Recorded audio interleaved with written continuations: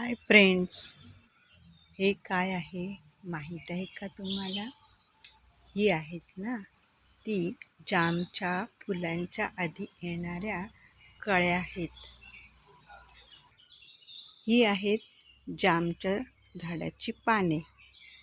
हे पांढऱ्या जामचं झाड आहे आणि त्या फळांच्या आधी फुले येतात पांढऱ्या रंगाची आणि त्या फुलांच्या आधी ह्या अशा छोट्या छोट्या मोत्यांसारख्या कळ्या आल्या आहेत. आणि हे आहे जामचे झाड असे मोठे.